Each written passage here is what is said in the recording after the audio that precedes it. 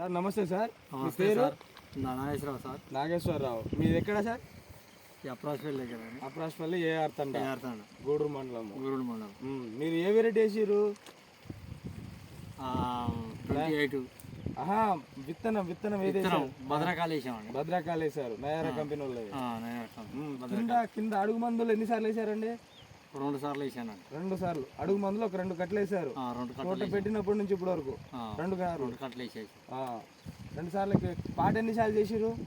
3 సార్లు అయింది. 3 సార్లలో కమ్మేసింది, కమ్మేసిన తోటి తోట కమ్మేసింది.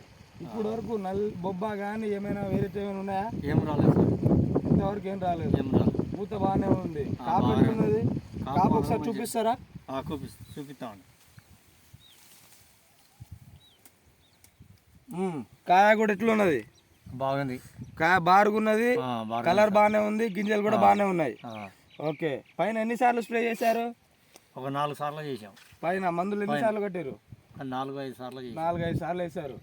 ఇప్పుడు వరకు అయితే బాగానే ఉంది కాపు. బాగానే ఉంది. తోట మొత్తం ఒకటే లెవెల్లో ఉంది కదా. ఒకటే లేవాలండి. ఈసారి ఎన్ని ఎకరాలు వేసారు మీరు? 1 ఎకరం 10 గుంటలు పెట్టాం. నెక్స్ట్ ఇయర్ ఇంకా పెంచుదాం అనుకుంటారా? పెంచుదాం అనుకుంటాను. 2 ఎకరాలు. 2 ఎకరాలు వేసాం. నెక్స్ట్ ఇయర్ మొత్తం ఇదే వెరైటీ తీసుకుంటారా? ఇదే వెరైటీ. మీ పక్క తోటలు కానీ పక్క వాళ్ళకి చెప్తారా? మరి చెప్తాను. అందరు వేసుకోవచ్చా ఈ విత్తనం? వేసుకోవచ్చు. ఇప్పటి వరకు మీకు కాపు సెట్ అయింది.